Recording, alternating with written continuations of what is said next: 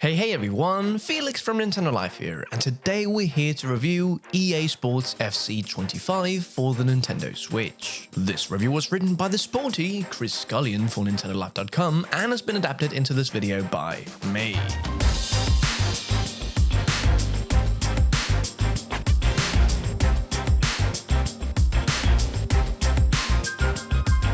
If you've been following the history of the FIFA series on Switch, you'll know that there was a massive plot twist last year. After delivering exactly the same FIFA game for 6 years in a row, EA finally stepped up its game with EA Sports FC 24 and delivered for the first time on Nintendo's console, full feature parity with all other versions of the game.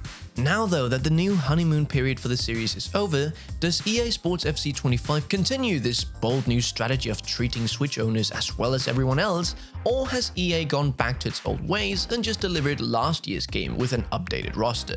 Thankfully, in this case, it's the former. This game on Switch does indeed include all the new features added to the other versions of the game this year, meaning Nintendo players will again get the exact same feature set as those playing on more powerful systems. The most notable of these new additions is Rush, a brand new 5v5 mode which puts teams on a smaller pitch and focuses on faster, more close quarters gameplay. Rush is a brilliant new way to play the game and feels like the sort of thing that was only made possible following EA's split from FIFA. This is partially because it essentially rewrites the rules of football in a way that would likely make the official bearers of the rules squirm in their suits. Kickoff is replaced by a mad dash for the ball, the pitch is split into 3/3 instead of halves, so you can only be offside in the final third, and red cards are replaced with blue cards, which takes a leaf from ice hockey's book and send players to the sin bin for a minute.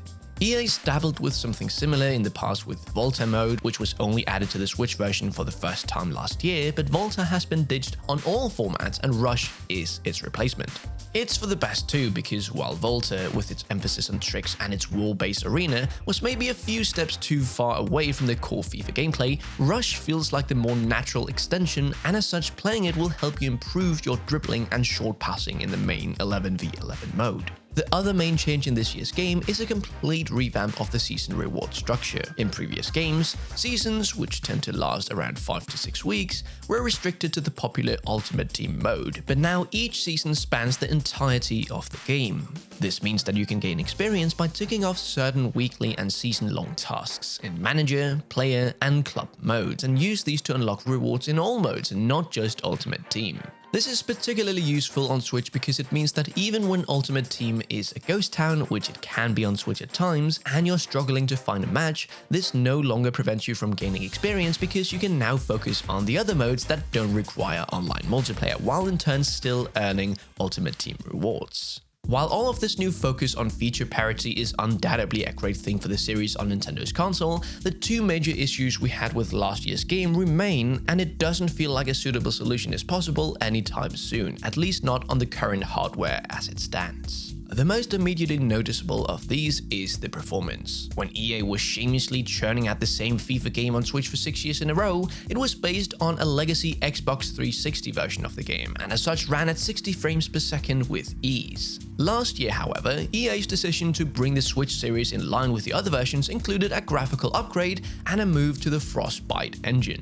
While this resulted in a visual upgrade in terms of player and stadium detail, it did have an impact on frame rate, and that remains the case here. You're once again looking at a frame rate of 30 FPS on Switch, maybe even a little lower while docked. So if you were hoping that last year's game was a temporary teething problem while EA optimizes the new engine on Switch, it's still the same situation this season.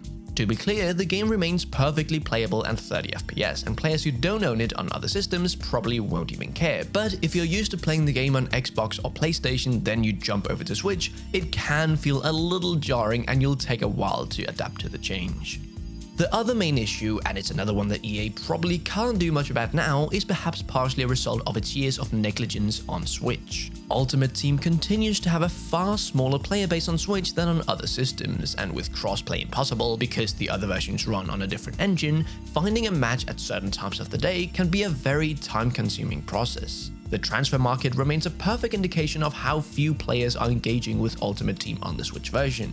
At the time of this review, there are around 60,000 items on sale in the transfer market on Switch, compared to the millions on Xbox and PlayStation. As we said last year, it's a shame that each version has its own transfer market instead of EA bringing them all together.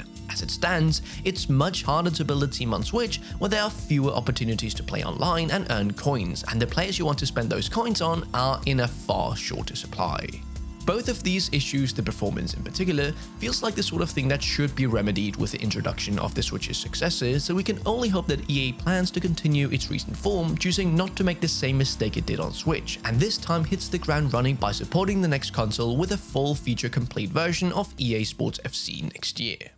For now, however, FC 25 is proof that last year's game was no fluke, and EA is still all in on ensuring Switch owners are no longer being treated like an afterthought. The addition of the Rush mode and the tweaks to the Season Pass make FC 25 the new best football game on Switch. But if you have last year's game and are still thoroughly enjoying it, do bear in mind that the leap here is nowhere near as large as it was from 23 to 24. We here at Nintendo Live give EA Sports FC on the Nintendo Switch a 8 out of 10.